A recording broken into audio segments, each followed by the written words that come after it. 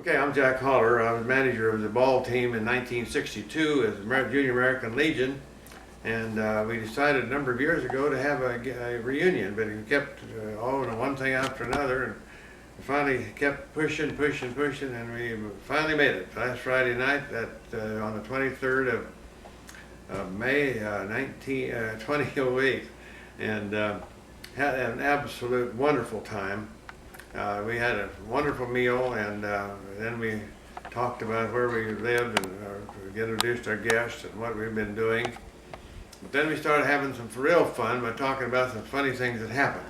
The first one was Lee Bork, and he was sitting next to me, and he was telling how in one of the games Charlie Butler was the pitcher, and he was an excellent pitcher. He could have gone to the big league. I don't know why he didn't, but he didn't. But he could throw the ball very, very hard.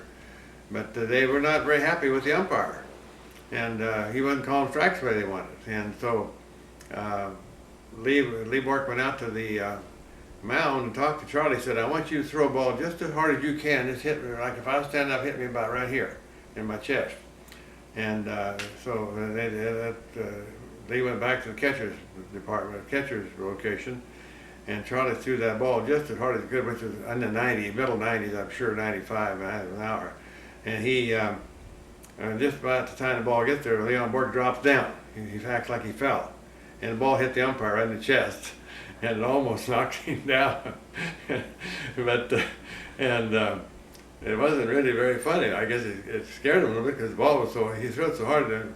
But then when the umpire finally got his composure, why, he told Lee, "If you guys do that again, we'll kick you both out of the game." So then the next one was Pat Breeding, and this is my favorite story of the whole business. We had a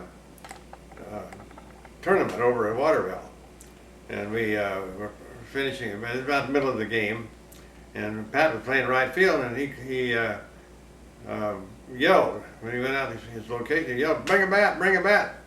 And we couldn't figure what he wanted. Well, they ended up killing about 20-inch rattlesnake out there in right field. Nobody will ever forget that game.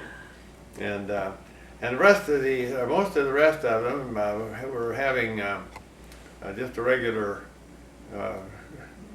little short talk about what they enjoyed and so forth. I can't no special stories until it got to Jerry Stump, and he was telling how much he enjoyed it and everything, and then. He was telling also about one of the Beach boys, which I'll tell you more about in a little bit, Lee Beach. But he's got a hold of him through the internet, and he's up in Wisconsin. He played with his son, and so did his brother Larry, but I'll tell you more about that in a little bit. Then we went around the corner, and we talked, and it came to Richard Spinagle, and he didn't have a whole lot to say, but just a few little things. I can't remember. But anyway, then we got to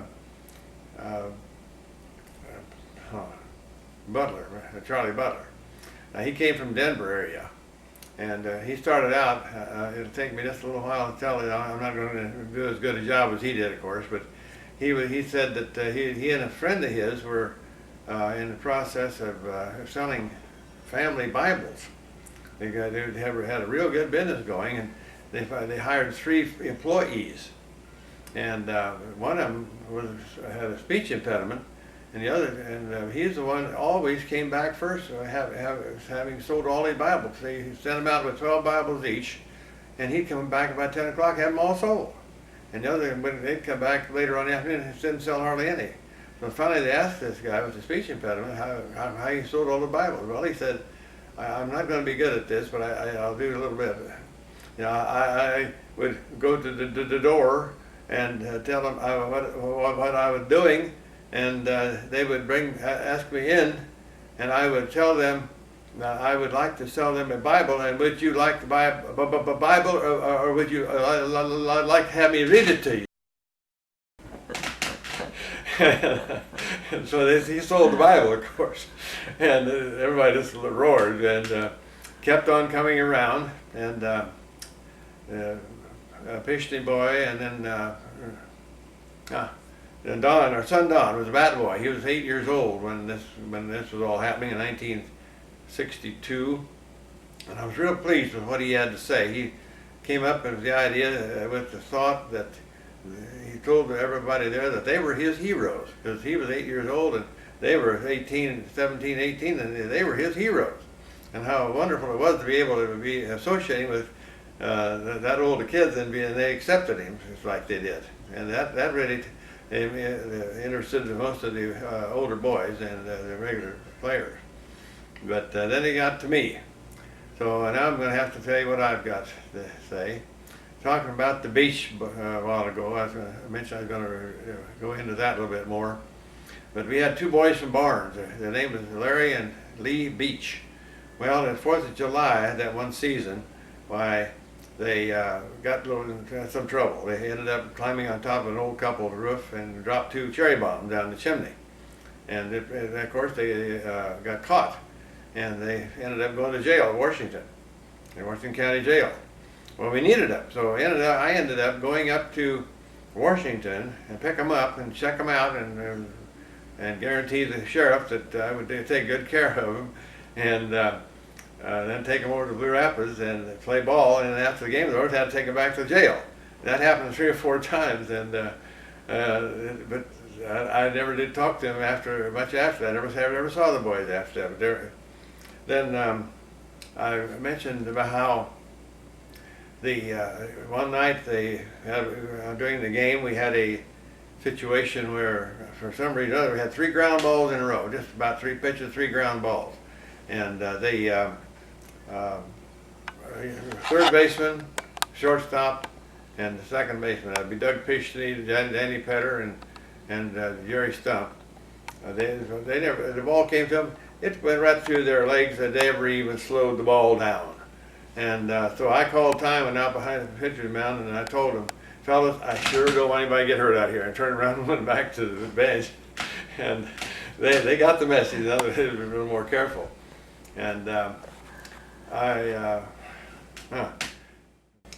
told them that when I came back from Kansas City in 1949, in 1950 or 51, Dennis Brooks wanted me to help him spot football games for him, and of course I had never seen a football game before. I never even heard one on the radio. But I finally did it and helped him with who ran the ball and who made the tackle. But the third game that I was supposed to be helping with, he didn't show up. Well, but they talked me into doing the game anyway, so like a fool I did it. About the first quarter, one of the teams was bringing the ball up to 20, the 30, the 40-yard line. They made a big gain. I had the ball 1st and 10 on the 53-yard line. And of course I got a big, I learned pretty fast of that because I really took a lot of heat over that thing. And by the way, we did lose 2 of our players that were on that picture in 1962. I'm going to tell it like it is, because we had a boy, a Butler boy, David Butler, Charlie's brother, was walking home from school up here north of Georgia Pacific, and a drunk driver came over on the side of the road and hit him and killed him. And then we found out that Shannon boy, I can't think of his first name right off the bat either, but he died here just not too awful long ago. So we've lost 2 of them. Now, when we had, Marysville came down and played one night, one game, and we were beating, it was a pretty close game. They were ahead of us probably a run or 2. Bases were full. It's about the 6th inning, and Lee Bork was up. He hit a ball down the right field line, and the umpire, Bob Rigo from Waterville, was the home base umpire, and he called a fair ball. Well, it ended up being a home run because nobody could, he hit it awfully far out there. Well, Marysville about had a fit. Well, they did have a fit. They just had a big row about it. And one of the Marysville fathers was one of their teammates, he was running around there like a chicken with his head cut off, just profane as he could be. And I finally had to talk to him and tell him, cut it out. And he wouldn't do it. So I said, one more time, one more outburst from you, and the police will be down here and pick you up. And he did shut up. Well, then we went to Marysville. We beat him. We ended up beating him. Went to Marysville a couple of weeks later. It was not a very good night.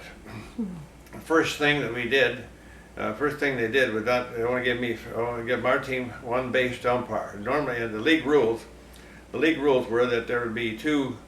The visiting team got two bases, and the home team got two bases. Well, they only give us first base, and but we went on ahead and played the game, and they finally beat us. So Charlie Butler, our pitcher, had been handling bails all day, and he was worn out. It was a real close game. It was 6-5, 4, 7-5, something like that. But anyway, the next week, then the paper came out with a horrible story. They're belittling some of our players and our baseball diamond down here. They talked about it. It was just terrible. Well, and one more thing that happened that night before I get to finish up here. This is something that I'm going to have to abbreviate a little bit.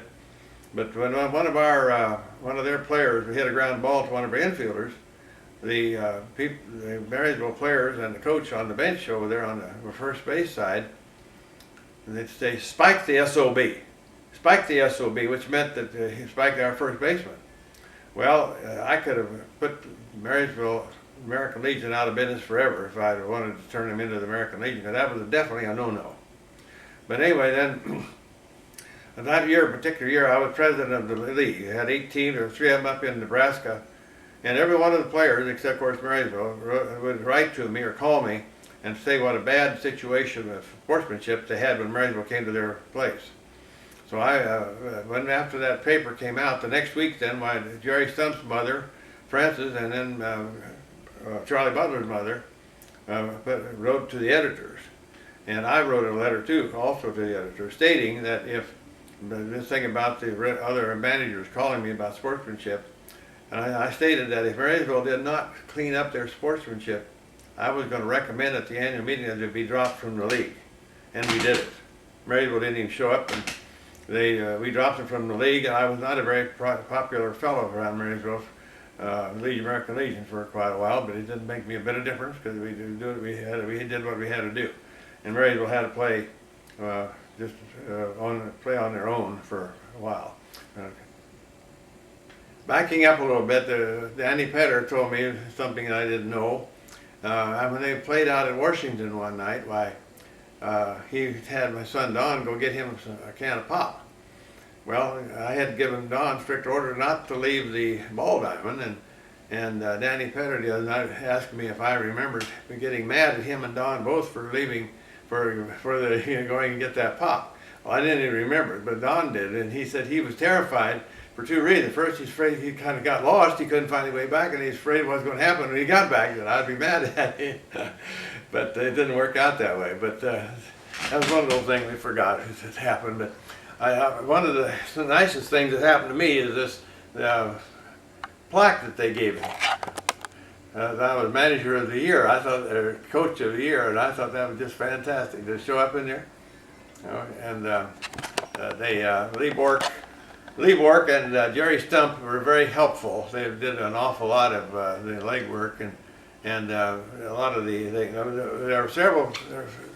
There were 4 people who couldn't be there. Regular players. Rod Mather and Fincham, Brian Fincham.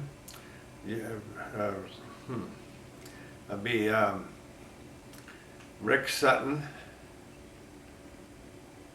I knew I'd forget one, but Terry Baker. Terry Baker was the other one, and they all had legitimate reasons for not being there, but I know every one of them about died because they couldn't be there. But they would love to be. We had 10 players, and then Don, the bat boy, and it'll probably go down in history as one of the most fun evenings I've ever had, and most of the rest of them too. Several people happened to be around the building, and they heard so much laughing they couldn't figure out really what was going on. But it was just, we had a lot of fun, and we're gonna, I don't know if we'll ever do it again, because 46 years is a long time after the thing happened back there in 1962. But we did have a good time. I might mention one more thing. I told him that John Katopish and I got the lights in down here at the Ball Diamond in 1951. One of the first smaller towns in the area to have lights. And the entire lighting system cost $5,000. And right now one pole would cost that much with the lights. But they had them switched. They installed them so they could be switched for softball, baseball, or football. And but there was one problem. They didn't have any kind of cover over, and if it happened to start raining, somebody made a bad dash for the main master switch because they'd start popping like firecrackers when the rain hit them. But I think that pretty much takes care of the thing. I'm sure I've forgotten a few things, but I think that'll pretty. Okay. Right, starting from left to right on the front row, this is Marvin Herolick. This is David Butler. He's the one who got killed when the car hit him up north of Marysville. This is Terry Baker. This is Tom Brady. That one couldn't come. Jerry Stump. And this is Doug Pishney. Starting the other way, this is Danny Petter, and that was me as a coach. This is the Bruce Shannon. He's the one that passed away. This is Lee Bork. He was the catcher. And this is the Charlie Butler, the pitcher. This is Fritz Blasky. And Harold Stump, he's Jerry's dad, and he passed away a number of years ago.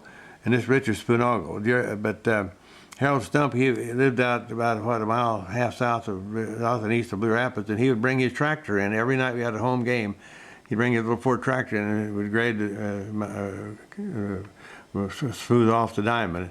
He did a fantastic job for us, and so that takes care of that. But Lord Jesus, we thank you very much for the opportunity to be together this evening. I think they could probably, she'll be here around a little after 7, is that it? Yeah.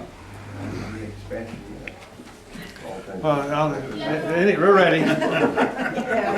Maxine? Maxine, did she want the whole thing? Did she want the whole thing on the film? Well, as much as she can get. Much as possible. There's another down there. I don't understand this about 500 miles. Well, while we're waiting, I got a few things I can bring up. We're not going to have everybody that we planned on. We're not going to have, oh boy, I got this here, I got it here somewhere. Rod Mather,